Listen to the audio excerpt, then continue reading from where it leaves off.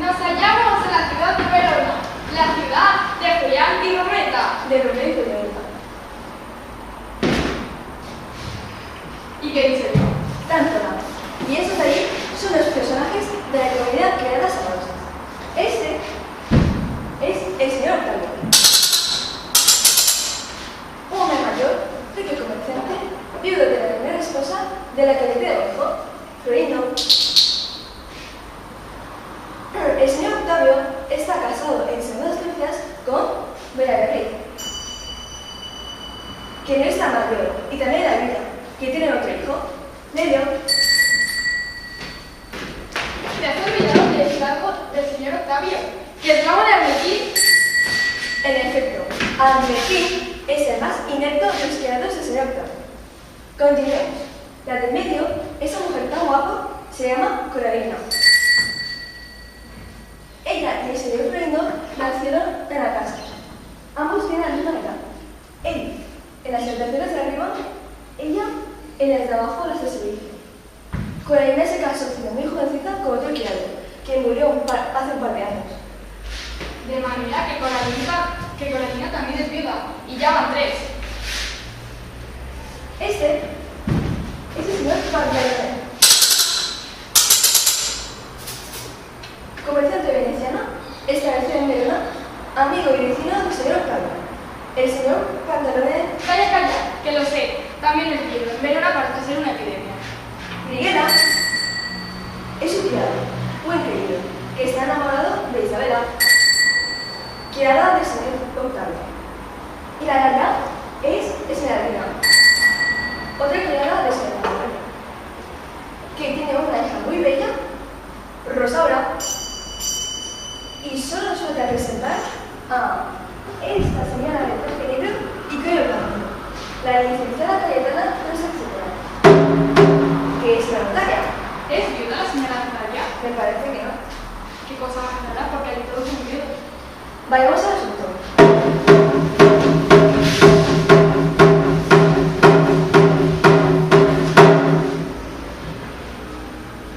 El señor de Beatriz ha conseguido que el señor Pantalone eche de su casa a su hijo Florindo con una paga miseria que no llega en carretera. Coralina se debe vivir con su joven señor para ayudarle, desafiando a la magnitud de la gente. Ya me entendéis, un hombre joven y una mujer joven viviendo bajo el mismo techo.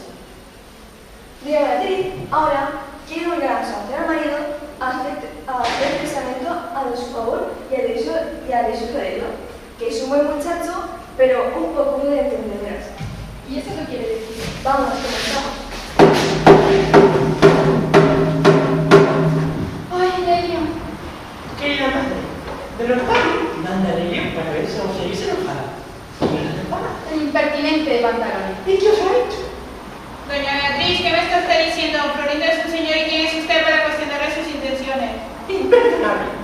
Hijo mío, creo que con ese viejo veneciano ya te encanta. De los padres no se podrá enfadar mucho con el señor. Pantalone. ¿Por qué? Porque tiene una hija muy hermosa que le ama infinitamente. Mujeres no faltan en esta ciudad, no te líes con eso. No se meta donde no le llamen, doña Beatriz.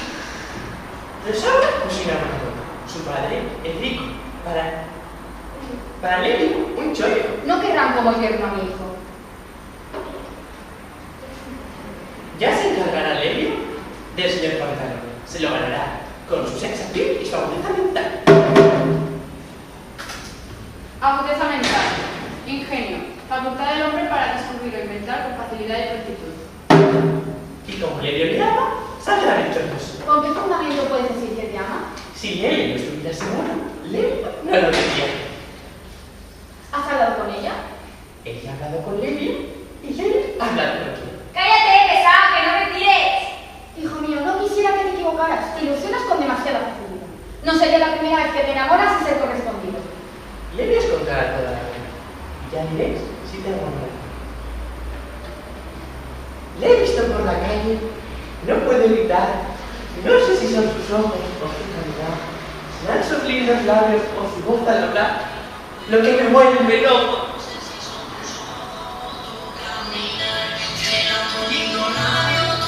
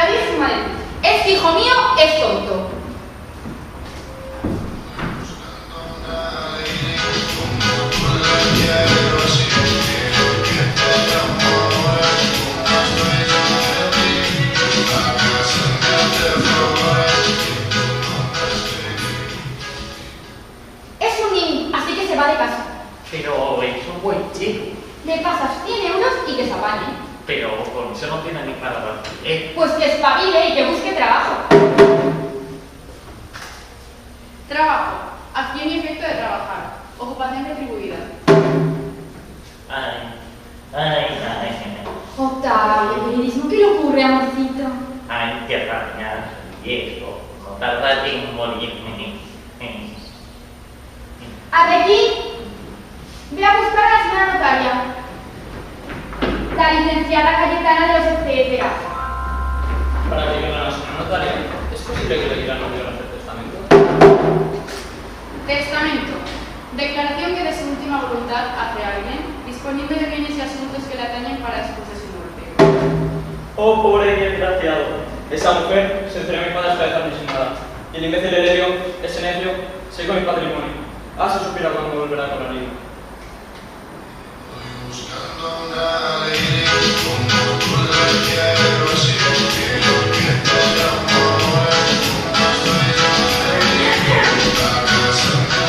Vengo de la mercería. La vecina ha estimado estas medias en 2,5 euros. Pues bien, Isabela, te daré 2,5 euros. ¿Estás contenta? Contentísima. Puede ser. El amo quiere ver, señorita. ¿Mi padre? ¿Qué quiere? No lo sé, os busquéis urgente. Ahora iré. Perdonadme, pagad ahora mismo las medias. ¿Tanta prisa tenéis, Isabela? No, prisa no. Tanto no. Lo dije por modestia. ¿Quién sabe si no necesitará este dinero? ¿Qué piensas? ¿Queréis comprar el pan con ese dinero? En casa de mi amo no falta de nada. Ten, Isabela. Tenía dinero en la bolsa y no había reparado en ello. Una moneda de 2 euros y 50 céntimos. No había prisa. Solo los cojo por no desairaros. Señorita, quería comentaros algo. Pues bien, Isabela. Mi señor Florino siempre está espiando vuestra ventana. ¿Mi ventana? ¿Quiere decir que yo hay que vergüenza? Hablando claro, que os adora. Que se muere por vos. ¿Por mí? Siempre había creído que estaba enamorado de Coralina. ¿Y de qué de mí? Casarse y tener una familia. Convendría que don Florino hablara con mi padre. Lo hará, y os lo aseguro. La cuestión es, señora Rosaura, ¿os gusta el señor Florino? ¿Lo tomarías como marido? Hombre, no me disgusta. Pues no se hable más. Escuchad, organizaré un encuentro. Florindo siempre me ha gustado. Y con lo de hoy ha terminado enamorado.